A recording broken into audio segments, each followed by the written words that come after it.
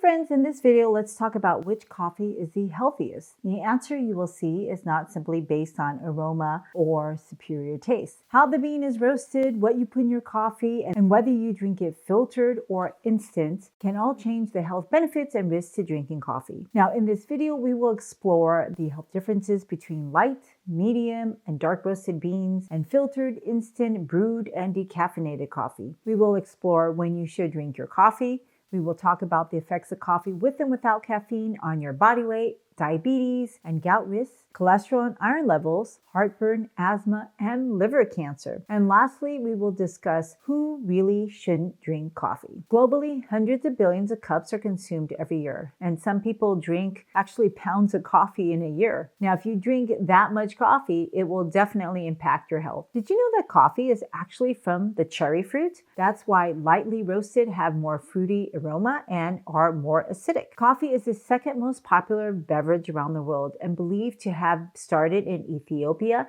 exported to Europe, and after it was blessed by the Catholic Pope Clement VIII, it was exported in the 18th century to the Americas.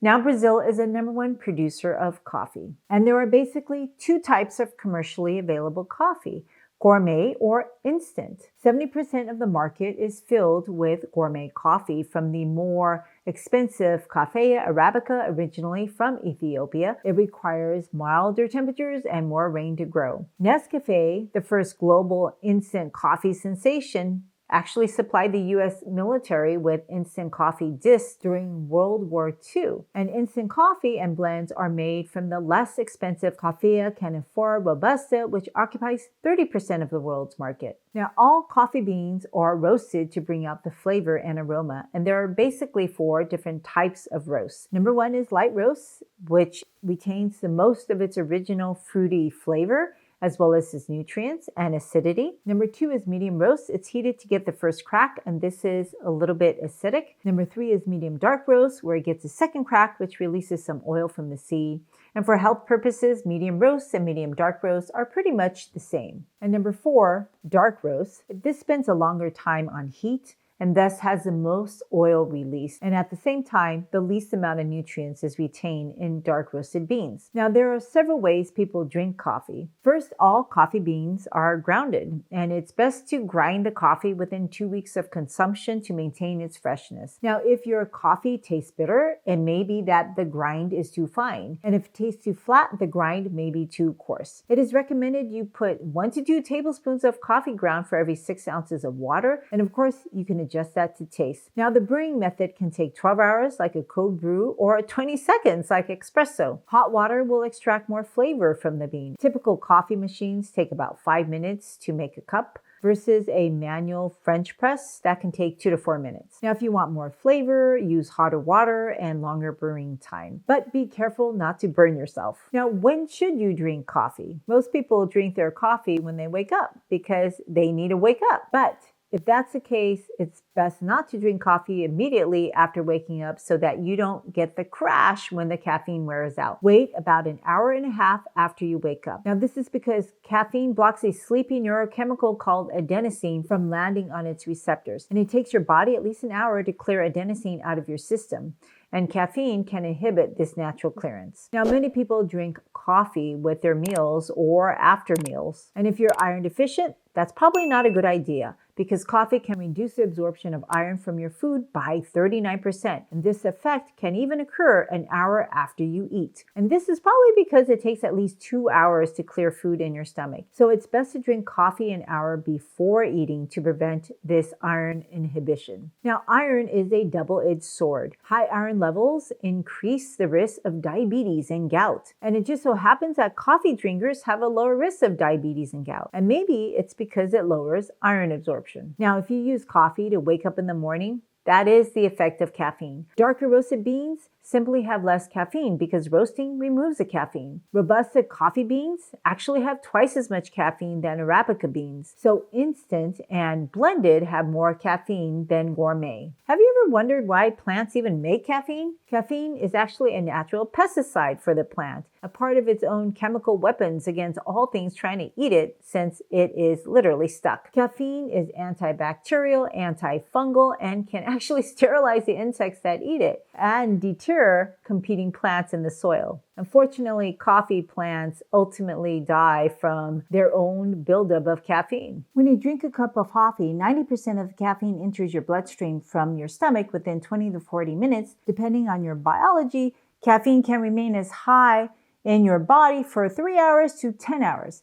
Substances that inhibit your liver from metabolizing caffeine, like alcohol and medications, can all prolong the half-life of caffeine in your body. Now, caffeine does a number of things to your body. In your brain, it can wake you up. In your eye, it actually increases your eye pressure, and that can lead to glaucoma. In your heart, it appears to reduce your blood flow, and that can lead to heart attacks. In your lungs, it actually appears to open up your airways and can benefit those with asthma. And in your gut, it gives you reflux and makes you poop.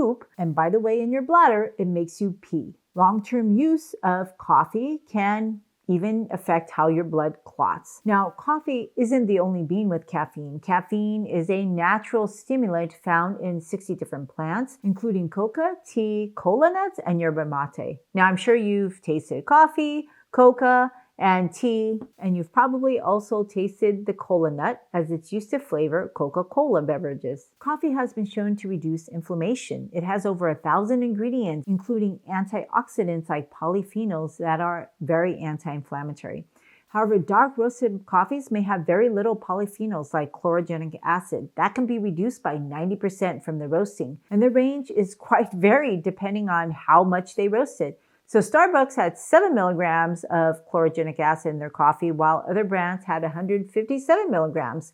And there's even more polyphenols in the green unroasted coffee bean. Decaffeinated coffee and instant coffees are still rich with chlorogenic acid. Now, what should you add to your coffee? And I'm sure many people enjoy coffee with coffee creamers, dairy, and plant milks. Those are all popular additives. And each of these have their own health effects, but I'm really going to talk about how they interact with your coffee. Dairy proteins actually bind to polyphenols and can block their absorption. So if you add dairy like milk or some coffee creamer with casein protein, just know that you can block the anti-inflammatory benefits of coffee. So if you put a splash of milk in your coffee, that can reduce it by as much as 50%. And if you drink something like a latte, well, there may be only 3% of polyphenols left. So if you need to add milk, consider soy milk, because your gut microbiome prevents soy protein from reducing the polyphenol content in your coffee. Now, your liver is your number one metabolic organ, and people who have exposed themselves to liver toxins like alcohol, cigarettes, or hepatitis C virus actually appear to benefit from drinking coffee. Alcoholics who drink at least 2 cups of coffee daily can reduce their risk of liver cancer by 50%. Now, if you are a smoker, drinking twice as much coffee or 4 cups or more a day can reduce your risk of liver cancer too. Coffee appears to be beneficial to those with hepatitis C virus as well. Now, don't get me wrong, alcoholics and smokers really should get rid of the alcohol and the cigarettes, but they also suffer from a multitude of other health problems that really no food can cure.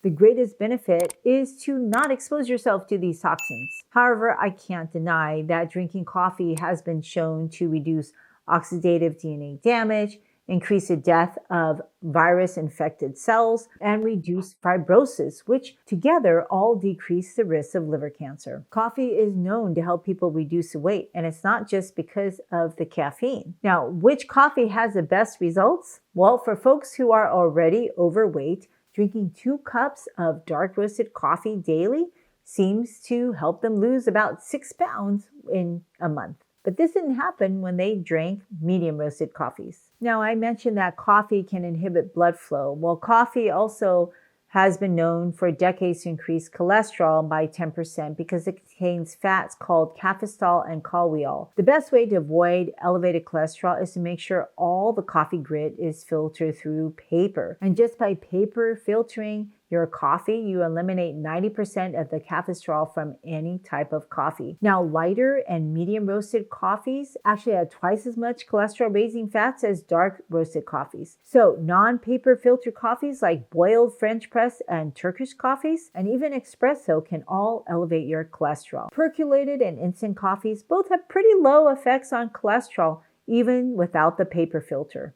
However, if you have very high cholesterol, even paper-filtered coffee can significantly increase your cholesterol. So, for those who have high cholesterol, try to drink low caffeine coffees, which will be dark roasted kinds. Make sure it's coarsely ground and always drink it through a paper filter. And if that doesn't work, consider switching your caffeinated drink to tea. Now, lots of people who drink coffee complain of heartburn because the caffeine relaxes a muscle that separates the food between your food pipe and your stomach. Now, this muscle is called the esophageal sphincter, and it should be closed. But when it's open, and if you're making more acid in your stomach, you get more reflux. And this results in the sensation of heartburn. And it seems the darker the roasted coffee, the less stomach acid production, whereas light and medium roasted coffees actually increase stomach acid production. Otherwise, low acid coffee has not been really shown to improve heartburn symptoms compared to regular roasted coffee. Now, drinking some coffee, but not more than 4 cups a day, can lower your risk of asthma. Many asthmatics report that they find relief when they drink some coffee. And this makes sense because caffeine is known to open your airways. Theophylline is a prescription drug that happens to be a caffeine derivative, which people use for asthma control. But don't confuse the root cause and triggers of asthma with the medications and food used for relief. It is better to identify the root causes of asthma because you really want to prevent that trigger. So who shouldn't drink coffee? If you have sleeping issues, coffee will definitely make that worse, as it inhibits your natural ability to relax. If you metabolize caffeine slowly and have a CYP1A2AC or CC genotype, you are at higher risk of high blood pressure, a heart attack, diabetes, and kidney dysfunction with increased coffee consumption. If you have glaucoma or a strong family history of glaucoma, you should seriously consider limiting your coffee or avoiding all caffeinated beverages due to the elevated risk of increasing your eye pressures. Now, if you have reflux, it seems dark roasted is best. If your heart is compromised, like heart vessel diseases, you really should check with your cardiologist to see if it's even safe to drink coffee. If you have urinary incontinence, caffeine will make that worse. And if you have high cholesterol, remember dark roasted and paper filtered coffee would work best to not elevate your cholesterol. And if you really want to learn how to reduce your cholesterol and get metabolically healthy, check out the next video.